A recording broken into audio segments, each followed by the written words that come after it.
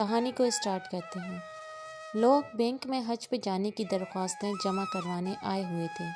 ان کے چہروں پر مذہبی انداز کی متانت، سنجیدگی اور خوشی گواری کی جذبات جلوہ کشا تھے۔ بینک کے ملازم ان کے ساتھ معمول سے زیادہ خوش اسلوبی سے پیش آ رہے تھے۔ وہ ایک دوسرے سے استفسار کر رہے تھے کہ کتنی درخواستیں آ چکی ہیں، اور جواب ملنے پر وہ اپنی ماہرانہ رائے کا اظہار بھی کر رہے تھے کہ اس بار قرعہ اندازی میں سب کی درخواستیں نکل آئیں گی، کیونکہ پچھلے سالوں میں ایسے موقع پر بہت رش ہو جایا کرتا تھا۔ اس سال ایک تو مہنگائی بہت ہوئی ہے، حج پہلے سے کافی زیادہ مہنگا ہو گیا ہے، اور دوسرا کورونا وائرس کی وجہ سے بھی کچھ خوف و ہراس پھیل گیا ہے۔ ابھی یہ سلسلہ چل ہی رہا تھا اور درخواست گزار ابھی فارموں کے مختلف مراحل سے گزرنے کا انتظار کر رہے تھے۔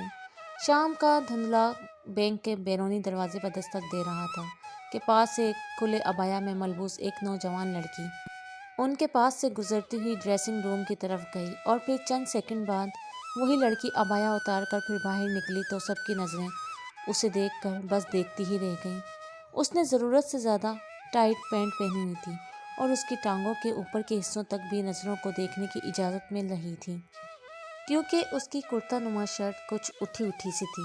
اس لڑکی نے بینک کے فرش پر ایک راؤنڈ لگایا اور پھر واپس ڈریسنگ روم میں چلی گئی، اور چند سیکنڈ بعد اسی کھلے سے کالے رنگ کے عبایا میں گھری ہوئی پھر باہر آ گئی۔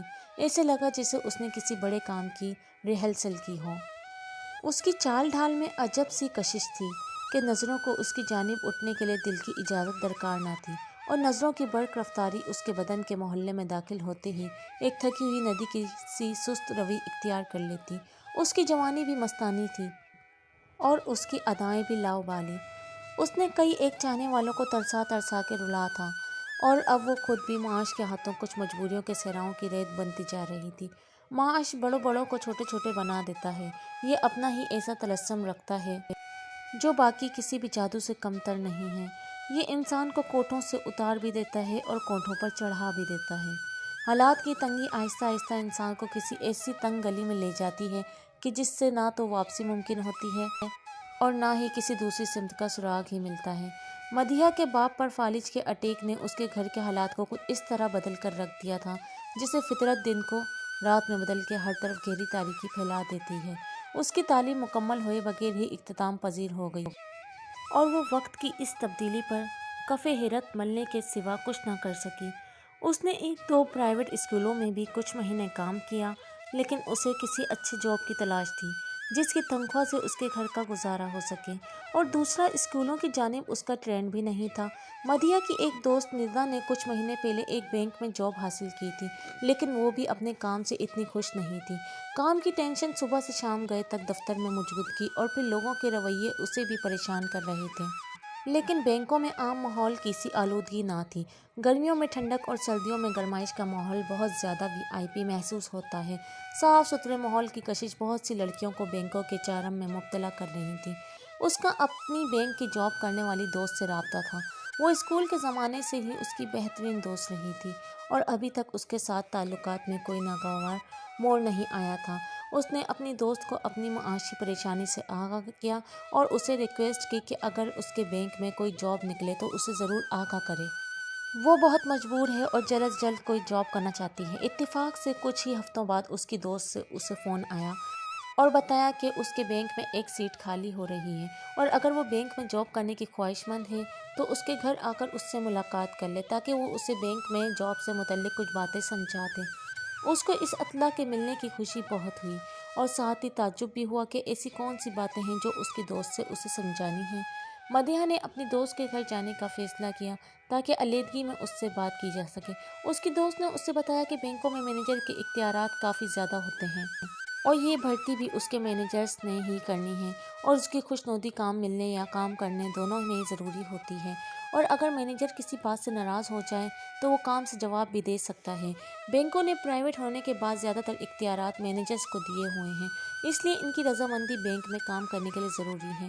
ملازمت میں یہ فقرہ تو تم نے سنا ہی ہوگا، نوکر کہا تے نخرہ کہا۔ نردا نے کچھ معنی خیز انداز میں اپنی آنکھوں سے کوئی بات مدیحہ کے ذہن میں اتارنے کی کوشش کرتے ہوئے کہا۔